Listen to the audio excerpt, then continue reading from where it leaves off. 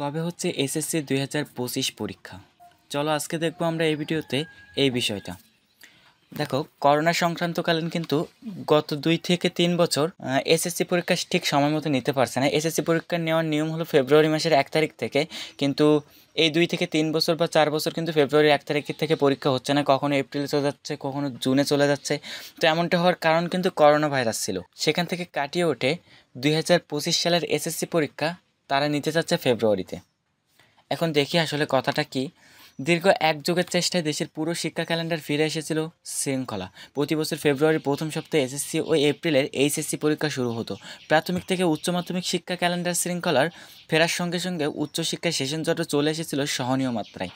কিন্তু করোনা সংক্রমণের কারণে এসএসসি ও এইচএসসির মতো পাবলিক পরীক্ষাগুলোর সময়সূচি ওলটপালট হয়ে যায়। তবে 5 বছর পর পুরানো সূচিতে আবারও ফিরতে কাজ করছে শিক্ষা মন্ত্রণালয় ও বোর্ডগুলো। আগামী বছর অর্থাৎ 2025 সাল থেকে ফেব্রুয়ারিতে শুরু হতে যাচ্ছে এসএসসি পরীক্ষা এবং এপ্রিল মাসে এইচএসসি পরীক্ষা শুরু করার পরিকল্পনা করা হয়েছে। জানতে চাইলে আন্তঃশিক্ষা বোর্ড সমন্বয় কমিটির সভাপতি অধ্যাপক তপন কুমার সরকার দ্য ডেইলি ক্যাম্পাসকে জানান, ইতিমধ্যে আমরা চলতি বছরে এসএসসি পরীক্ষা 15 ফেব্রুয়ারি নিয়েছি, কিন্তু বিভিন্ন কারণে এইচএসসি সমমান পরীক্ষা শুরু করতে দেরি হয়ে যায়। তবে আগামী বছর থেকে পুরানো সূচি অনুযায়ী এপ্রিলে এইচএসসি সমমানী পরীক্ষা শুরু করার চেষ্টা করছি।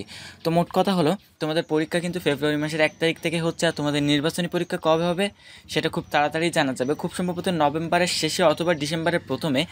নভেম্বরের শেষের দিকে হওয়ার সম্ভাবনাই অনেক বেশি, এবং নভেম্বরের শেষে নির্বাচনী পরীক্ষা হওয়ার সাথে সাথে কিন্তু তোমাদেরকে মূল পরীক্ষার রুটিন প্রকাশ করবে, এবং ফেব্রুয়ারি মাসের 1 তারিখ থেকেই তোমাদের পরীক্ষাটা হচ্ছে। আপাতত এই টার্গেট নিয়ে তোমাদের পড়াশোনা চালিয়ে যেতে হবে।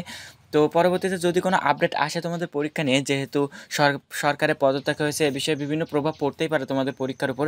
যেহেতু তোমাদের বড় ভাই অর্থাৎ এইচএসসি 2024-এর উপর কিন্তু প্রভাব পড়ছে, তারা কিন্তু অটো পাস চাচ্ছে এবং অটো পাস দেওয়া হবে বলে মনে হচ্ছে। তো তোমাদের উপরেও অনেক প্রভাব পড়তে পারে। আপডেট আসার সাথে সাথে আমরা এই চ্যানেলে থাকবো, এই চ্যানেলের সাথে থাকো। তো আজকের ভিডিও পর্যন্তই। আল্লাহ হাফেজ।